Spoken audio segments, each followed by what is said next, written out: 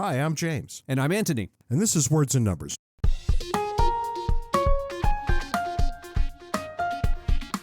What's new and exciting in your world this week? Well, something caught my eye in the news. It's kind of hard news, but it was interesting to think about, at least from a distance. And that is that there was a mass, I don't know what word you would use here, shooting, but not with a gun, with a bow and arrow in Norway. I guess you would say a mass bow and arrow attack. It got me thinking about these things. I did a little digging, and these things tend not to rise up in the news feed. I ran across the Norway story by accident. But just a couple of months ago, there was a mass stabbing in China. And then there's all sorts of stories elsewhere of various mass killings in which the perpetrator does not use a gun. And it got me thinking about how we handle the reporting of gun violence in this country. And one of the statistics that people frequently say is that of the 230-odd countries on the planet, the United States ranks 9th in terms of firearm deaths. And this is the kind of thing that you'll hear, and of course, it's what comes after is we've got to do something about firearms. But then you stop and think about it and say, well, wait a second. It's not firearm deaths specifically that would concern us so much as firearm homicides. Not to say that suicides aren't important, they are, but rather that stems from some different cause than does homicide. Right, and let's take a minute to point out that 2/3 of gun deaths in the United States are suicides. Yes. 2/3. Is it 2/3 or 1/3? It's 2/3. Is it 2/3? Wow. I don't think that's right. I think it's 1/3. I think it's 10,000. Crying out loud. We wrote a book about just this thing. We'll have to go back and look at our book. But here's the thing. In terms of our 230 countries on the planet, if you look at firearm homicides, the United States drops from 9th, which is firearm deaths, to 17th, which is firearm homicides. But even then, you can stop and say, well, wait a second. Like in light of this Norway attack and the China attack with the knife, what really matters isn't firearm homicides, but homicides. And of course, adjusted for inflation, and of course, adjusted for population, we're talking about homicides per capita.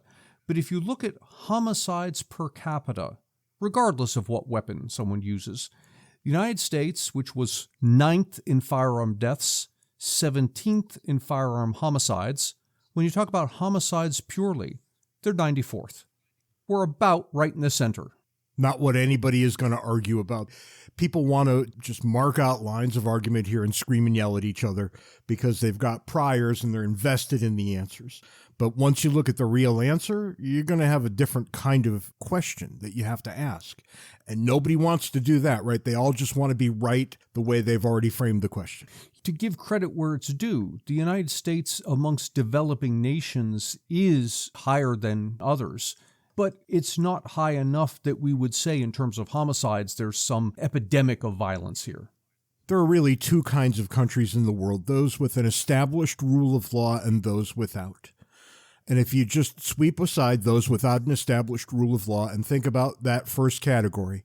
Now, I'm just going to guess here, but I would guess that the homicide rate is going to be rather similar in and around all those countries in that group. Why? Because the way of life is somewhat similar. I have something way more uplifting and fun than you just had. There's this company called Blue Origin. Do you know this company? I've heard the name. I can't recall what they do. It's a rocket and space tourism company founded by Jeff Bezos. Okay, sure. And here's where it gets excellent. It's proposing a massive new commercial space station called Orbital Reef that would, of course, host scientific experiments, vacation getaways. Yes. That's my favorite one. And potentially even in-space manufacturing. I don't know why anybody would care about any of that once you say vacation getaways, because it's going to be the case probably in our lifetime yet that we can go on vacation to outer space just because we feel like it. Yep. How about that? That's really something. And of course, people are all yelling and screaming about how, well, he shouldn't want to do this, but everybody just bite me. This is outstanding. It is outstanding. Yeah. How anybody could line up against this sort of thing is befuddling to me. I suspect a lot of people are going to want to go to outer space on a vacation. I'm not sure, frankly, that I'm one of them, unless they get kind of Marriott-level services up there in space, and I don't think they will.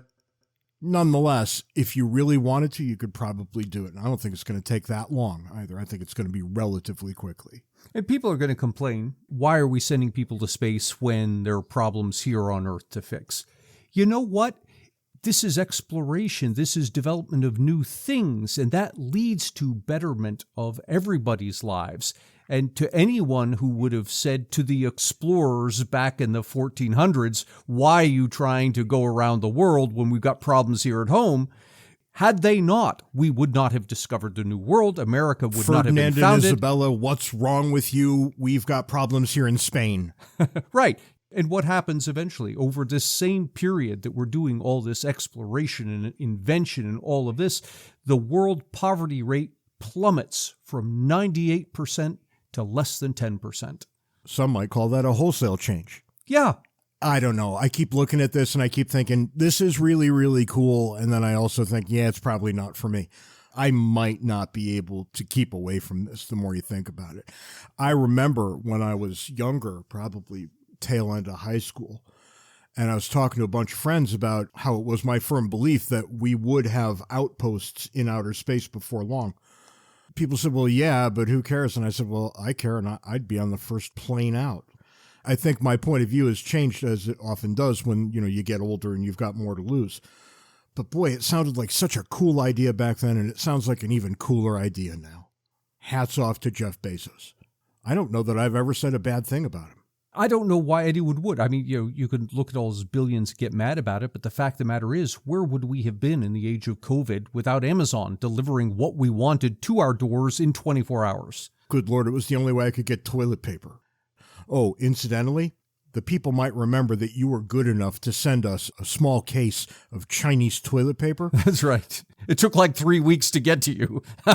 Well, it turns out it causes more problems than it solves because it doesn't degrade in water. Oh, no. Oh, no. So yeah, there's been a bit of a plumbing issue at the house. But I'll leave that for some other time. Because, of course, now, Ant, it's time for the foolishness of the week. And I got to say, bring on the hate mail. I don't even care. There is no foolishness of the week. Instead, we have a hero of the week. And that hero, Ant, is probably somebody you've never even heard of. His name is Tom Brady. He passed for his 600th touchdown in this last week's game. First quarterback ever to do so. It's probably one of those records that will never be broken. And instead of making the celebration all about him, which I think would have been appropriate, he found this little kid up in the stands, and the kid was holding a sign that said, Tom Brady helped me beat brain cancer. He's 9 years old. And Brady ran up to them, gave the kid a hat, put it on his head, talked to him for a couple of seconds, and left. Nice. And I think that on a day where he could have easily made the entire thing about himself, he chose not to. What did it cost him? 45 seconds or so. What did it give to the little boy? A memory that he'll never forget. He'll carry this one into his grave, and I hope that grave is long, long from now. We'll get back to foolishness next week, but this was just too good. It is a good story, although I would classify football in general as foolishness. You're an idiot. To get more Ant and James, buy a copy of our excellent book, Cooperation and Coercion. You can find the paper and electronic versions on Amazon and the audio version on Audible.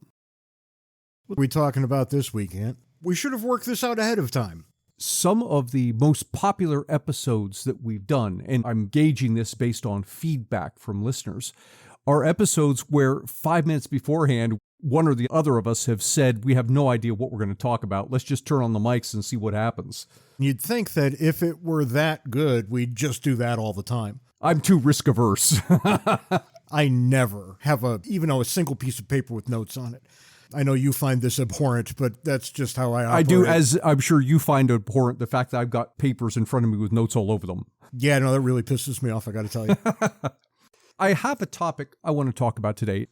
This was prompted by a conversation I had with my MBA students this week. And the way I run my MBA class, I give them at the beginning of the previous week a bunch of materials, readings, videos, some of our podcast episodes. I said, read all of this stuff, listen to it, and when you come in a week from now, All we're going to do is discuss. So it's seminar. God, they must hate you beyond all belief. They actually love it. They really enjoy this class. Nope, I don't believe that. I am going to ask them. I'm going to find my way. I can find my way into this class, actually, because you have given me your static Zoom address. So if I know when that class is happening, I can jump right into it and start asking questions. Got to change my Zoom link. That'd actually be hilarious. What happened this week, of course, this is an economics class, and so that's where the focus needs to be. This past week, a lot of the readings talked about differences between capitalism and socialism and lots of discussion about government and politics, not partisanship, Democrat, Republican, but politics as in people coming together and electing leaders, this sort of thing. I had to stop the students partway through and remind them that yes, this is an economics class, but the reason we're talking about all of this is because we're discussing how a society comes about setting the rules of the game. And the rules of the game are incredibly important to the economy because the more stable they are, the more fair they are in the sense that a reasonable person might use the word, the more able we are, we the members of the economy, to plan for the future, to enter into contracts, and therefore you get burgeoning capital, investment, and job creation. And all of this wonder comes from, at the basis, a stable, just political system. Well, it's interesting that you want to go there, Ant, because if you were to gather all the political scientists in one room, well, it would be a terrible, boring room. But they would, generally speaking, agree that politics, and this is the current political science-y definition, politics is the authoritative allocation of resources. The authoritative, as in a command and control directed allocation of resources?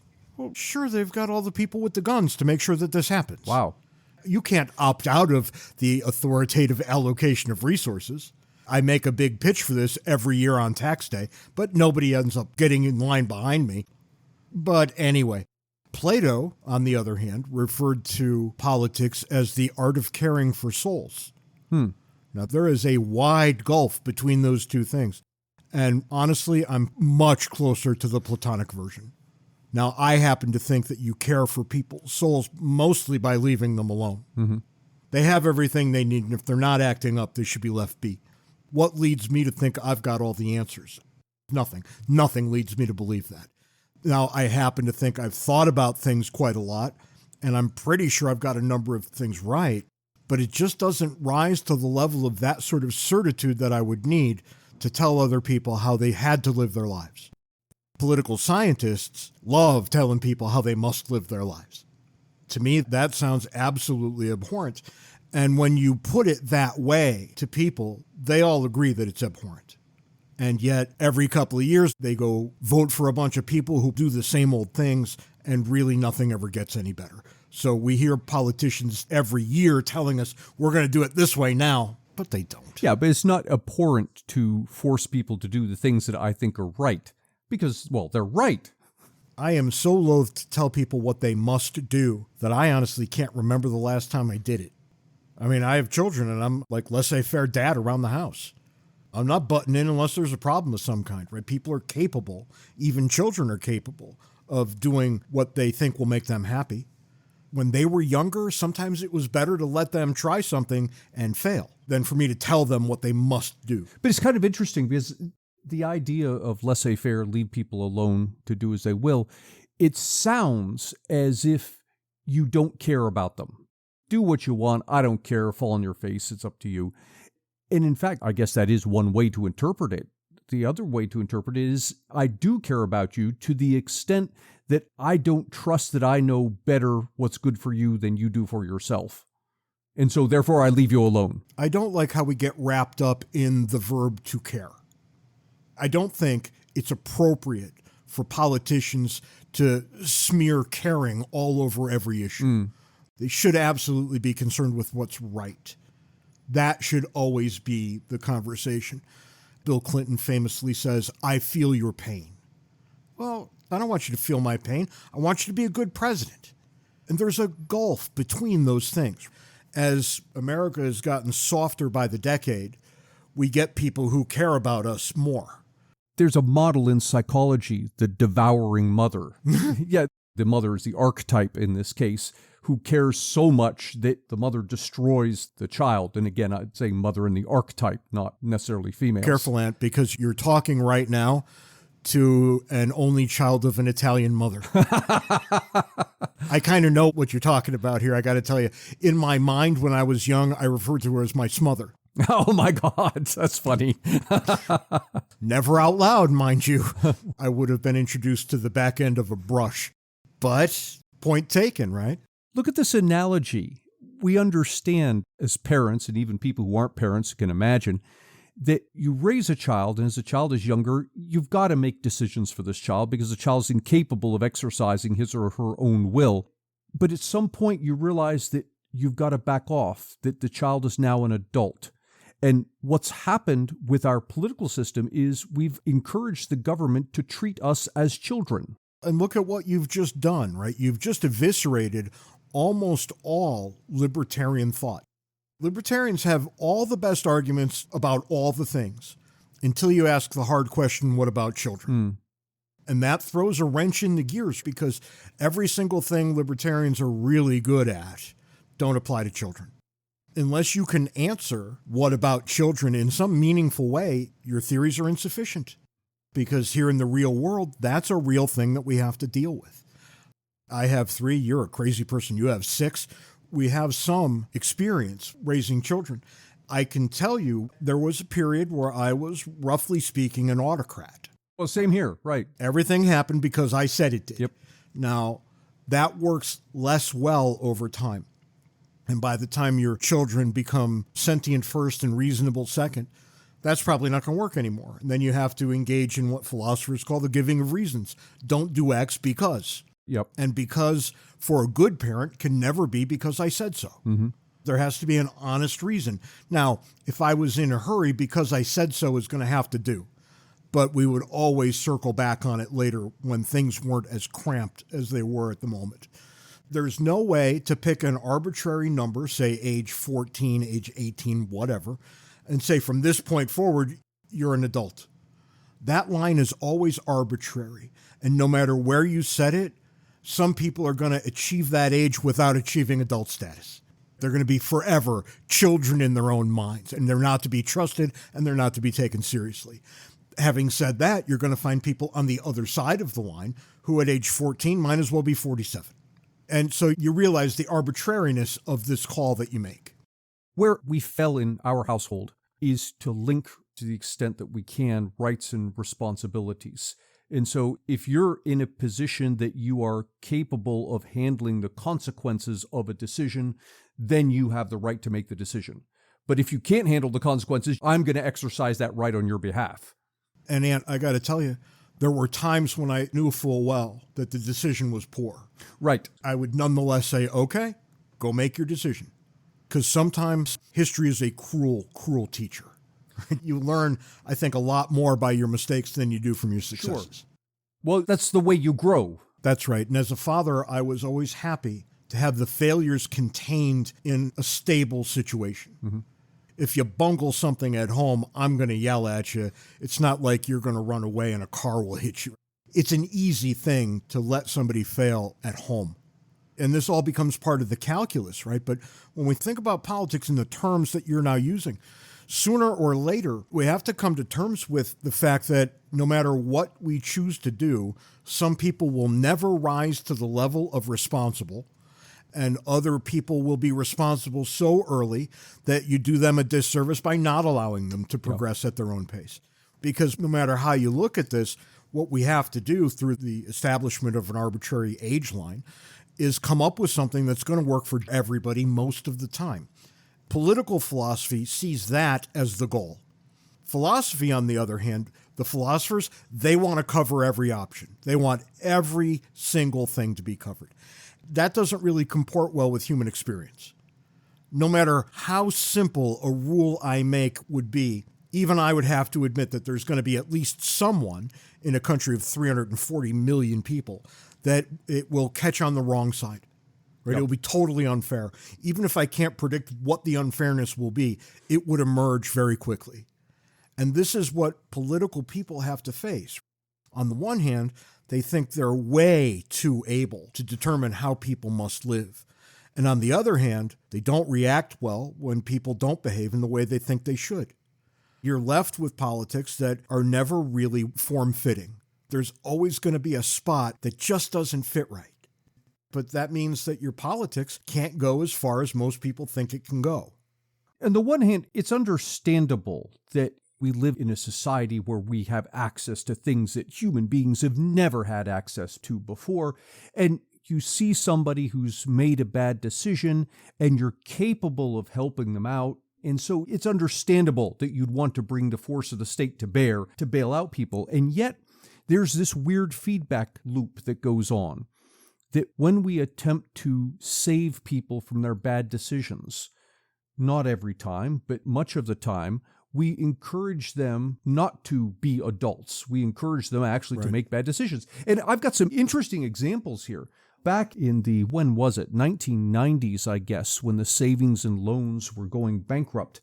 I don't even think I'd finished my degree at that point, but I knew enough to know that bailing out the savings and loans was a horrible mistake because it sends a signal to everybody that you don't have to grow up. If you make this mistake, the government's going to bail you out. And what happened? It was 10 years later in 2008 when we had the housing bubble and burst. It was the same thing all over again. I can give an example much closer to home. My daughter pulled out into traffic and totaled her first car. And the insurance came to pay her off. And car valuations had gone up so much in the time between when she bought it and when she trashed it that she received a $2,000 profit. Oh my God. Right. What a horrible lesson. And you and I understand exactly what's wrong with that. We've just taught a human being not only that it's okay to trash a car, but that it's indeed profitable. Right. If that's going to happen every time, I'm going to have a lot of very bad accidents. And when you take a look at human beings and you say, I want to narrow their choices considerably, you're asking for trouble now. Because what's the first thing they do when you narrow their options? They go find new options. And the new options may be a lot crazier than the old ones. They may be destructive. They may be dangerous. But I remember doing all kinds of bad things when I was told I couldn't do the first bad thing I wanted to do. As a young man in the 1980s, well, things got out of hand because you could just imagine what terrible choices I would have made. Let's switch gears to a related topic, and that's property rights. It's a close connection to the idea of the rule of law, because basically what we're doing with the rule of law is setting up some agreed system of property rights, that you obtain something and that thing's yours and I can't take it, and if I do, bad things happen. That's what we did here in the United States. It's far from what other people have done in other places. Right. That raises the question, because we talk about property rights as if it's just the natural thing, that I create this thing and it's mine. But that's not necessarily the natural thing. If you go back to John Locke, the second treatise published in 1681, what you find there is that centrally, this idea of rights does a lot of heavy lifting. How is it that you know your political system is just? That's actually a harder question, might appear to be at first the case. Jefferson in the Declaration tells us that government exists for one purpose, to secure your rights. And if it doesn't, it's your right to alter or abolish it and then replace it with something else, because Jefferson never allowed for anything approaching anarchy. But what determined whether it was good or not was whether it secured your rights. If not, get rid of it. If it does, good for you. And it kind of takes a lot of the mystery out of government, doesn't it?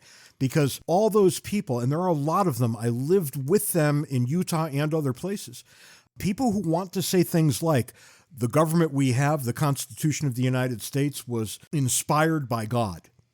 Jefferson, and I, for that matter, refer to that as nonsense. That's utter pap. A government is just a technical thing to do a job. And if it does the job, great. And if it doesn't, and most of them don't, you're going to have to deal with it. What we've become largely unable to do over the years is deal with it.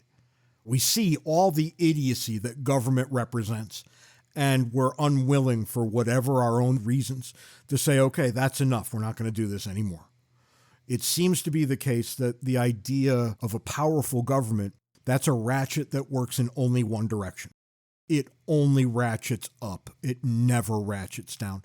If you think I'm crazy here, tell me a few things that government actually dialed down over the years. There are a few things, but it's kind of hard to find them. Yeah, they're the exceptions. Oh, God, the number pales in comparison to the opposite number. I want to go back to your characterization of Jefferson, saying that the government exists to secure our rights. And I would guess that if you were to say that to any random person on the left or the right, they'd agree with you, but they would agree for very different reasons. We have an interesting example of that playing out right now. Again, go back to Jefferson's statement that government exists to secure people's rights. There are a lot of people who will say things like, well, one of the rights that people have or should have is the right to housing. To which, of course, Jefferson would say, absolutely not. That's not what he's talking about. No. Rights, properly understood, do not cost anybody anything. The freedom of speech. How much does that cost everybody else? Well, exactly $0. So to every other right that you absolutely have, right? The natural rights, the negative rights. They are easy to figure out because they don't cost other people a dime. When you get to these other kind of rights, positive rights, and you're looking at things like the right to a free education, the right to housing, the right to medical care, really what they're saying is we want a group of people to pay a lot of money so that another group of people can enjoy these things. It's a completely different animal. And that's the example that plays out now with the rent moratorium business, that basically the government said people have a right to stay in their rentals even if they aren't paying rent. But that came at a huge cost borne by the people who own the buildings. And so now you get examples in this country of people who own buildings and are renting out apartments, or maybe they own houses, they're renting out rooms, and they themselves become homeless because they can't afford to keep up the mortgage because nobody's paying them rent because of the moratorium. It's the same argument that says, and California pulled this not too long ago, a certain part of California in the south somewhere, I can't remember exactly where, but they declared that grocery stores must pay X dollars an hour.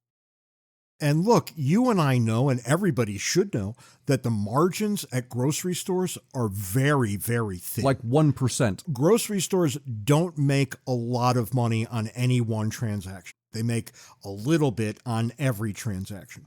And when you start looking at what the increased labor cost would look like, every grocery store in the affected area declared that they were out of business, that they couldn't do it there. And who did that help exactly? You got a bunch of nanny staters saying, well, we know better than everybody else what people need, so we do hereby declare that these places must pay $15 an hour.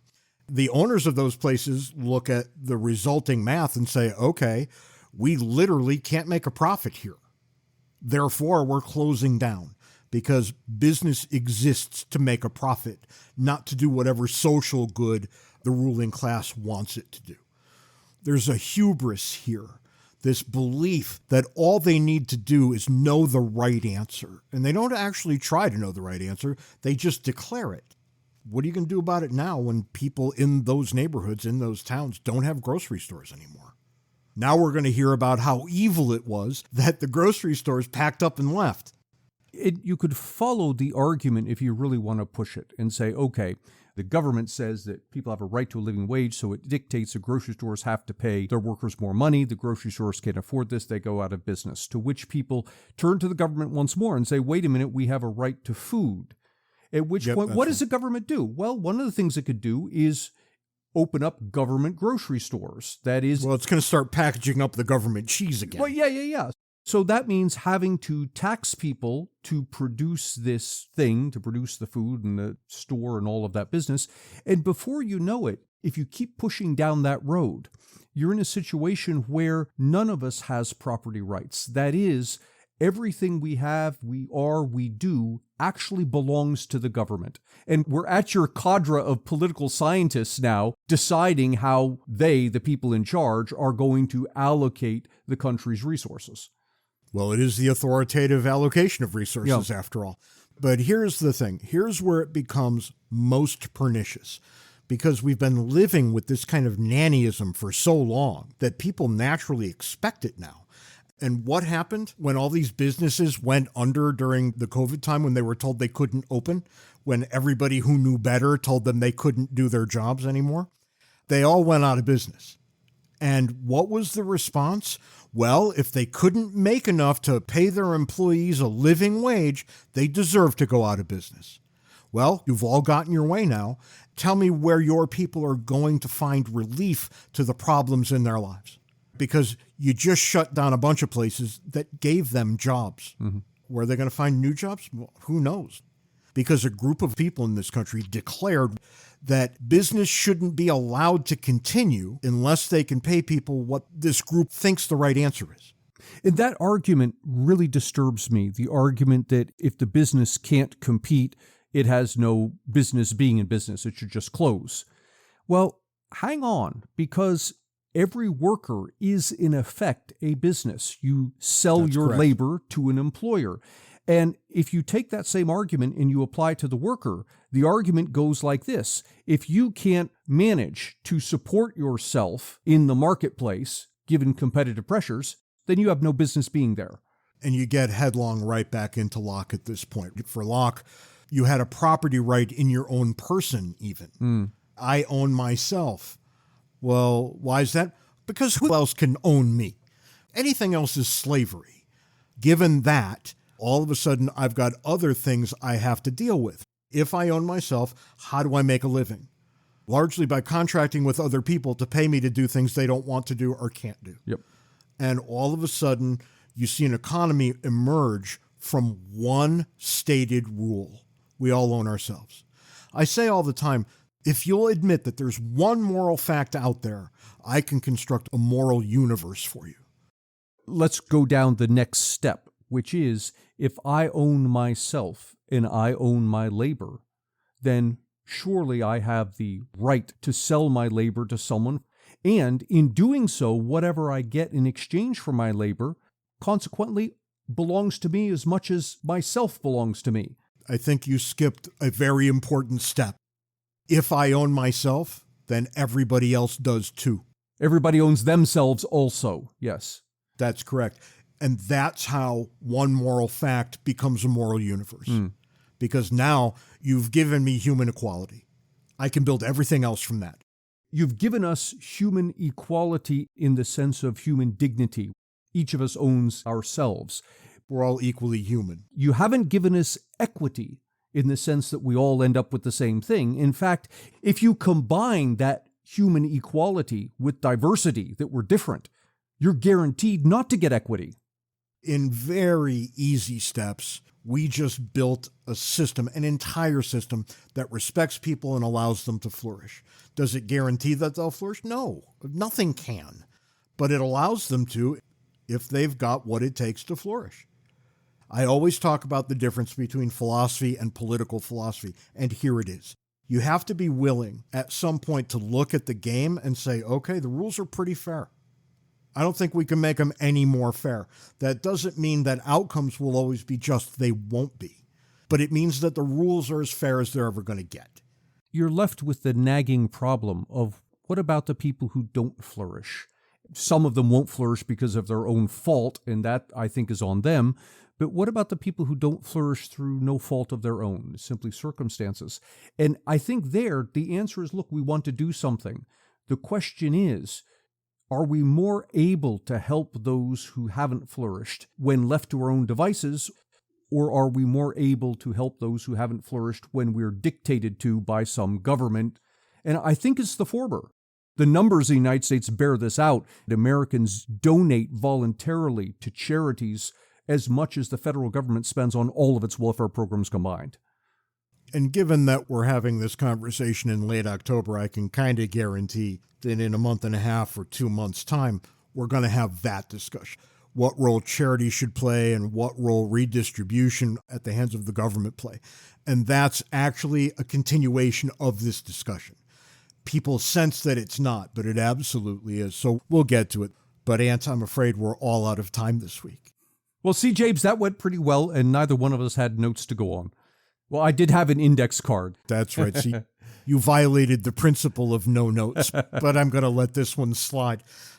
You can find us, of course, next week at roughly the same time you found us this week. Until then, follow us on Twitter. The handles are in the show notes. I'm being savaged today a little bit because of something AIER, my employer, did. So that should be good fun. Go take a look. Join us at Words and Numbers Backstage, where the conversation continues. Email Ant anytime you want. wordsandnumberspodcast@gmail.com. Try and be nice to each other. It's getting easier, I think, as the days cool off. I'm always crankier when it's hot. So in the fall, I'm much more inclined to be nice to people, and I hope everybody else is too. Ant, I'll catch you next week. See you next week, James.